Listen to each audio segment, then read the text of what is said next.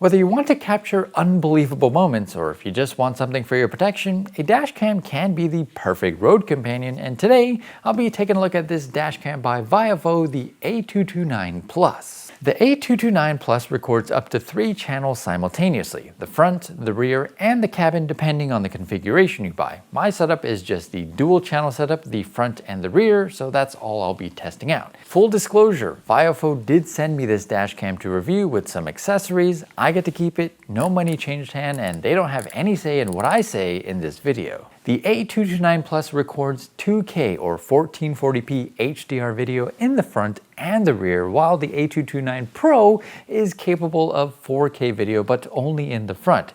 4K is going to give you more clarity, but I feel pretty good about the 2K image coming out of this camera. I actually did some side-by-side comparisons with this and my GoPro Hero 12, which actually records 5K video, and while the 5K GoPro is better and actually has more detail, I want to say that the difference isn't as big as you'd expect considering the massive difference in resolution.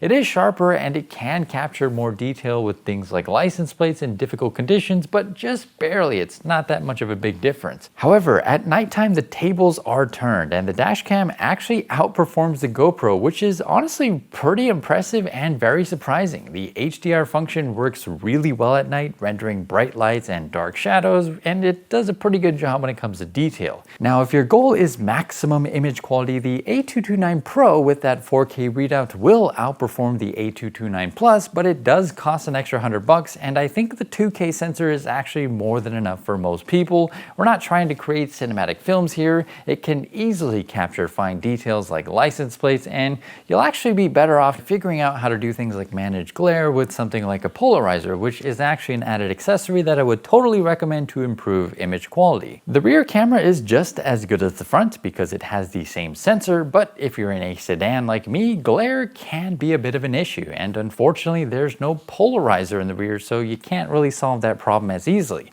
Also, I don't have a windshield wiper in the back of my car, and if your window is as dirty as mine was when I got these shots, camera clarity will be reduced. However, with acceptable conditions, it can still capture important details like license plates, and if you're driving an SUV like most people are these days, you're not really going to run into that kind of an issue like me. In terms of powering the dashcam, in the box you get a cigarette lighter attachment with a lengthy USB-C cable, and this is just a very simple, easy way to operate the camera. You plug it in, you turn on your car, and it automatically starts recording every time you start your car. Or you can separately purchase a Hardwire Kit to get even more functionality out of the A229. This allows the camera to be active even while the car is off in a variety of different modes that you can choose from within the settings. The kit also comes with the added protection of shutting the camera off automatically when it detects that your car's battery is getting quite low, so you don't end up returning to a car with a dead battery, which would suck. I went with the old cigarette lighter setup, but they did send me the Hardwire Kit, and after using it for the last week with this sort of cigarette lighter setup, I do see the advantages of just hardwiring it straight into your car.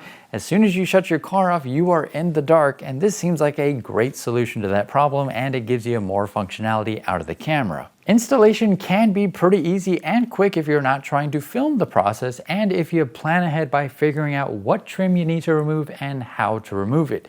Most of it can be done with that included pry tool, but you may need other tools, so I would kind of highly recommend looking up how to remove these specific panels and kind of take the time to do that research, because it will make things easier for you in the process. And also, you'll want to be very careful working around things like airbags, and while you are pulling apart panels and figuring things out, kind of keep an eye out for places where you can store excess cable, which you probably will have to do. This is a very easy dashcam to use. In fact, you don't really have to do anything. It's constantly recording as soon as it's turned on in intervals of say 1, 2, or 3 minutes, which you can change in the settings, and it's just one button to protect that footage.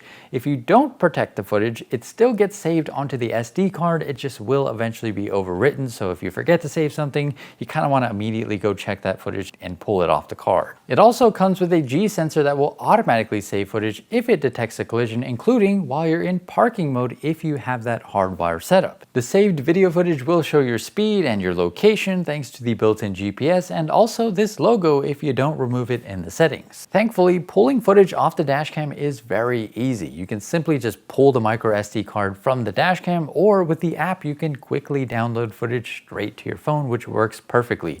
The VIOFO app is simple, but it gets the job done, and I was pretty impressed with how quickly you can download footage to your phone. The app also has a live view, which is pretty helpful because when installed on your car, the angle of the LCD display is a bit hard to view. So if you want to do things like adjust the angle of the camera, using your phone as a live view is just so much easier. With that, if you're interested, I got links in the description below, including some affiliate links that you can use to support me. I really do like the A229 Plus dashcam. It's a pretty neat dashcam with some great image quality, and it's a actually very well executed product with tons of great accessories and a good basic app that just gets the job done. If you got any questions, let me know in the comments and I'll be sure to answer them.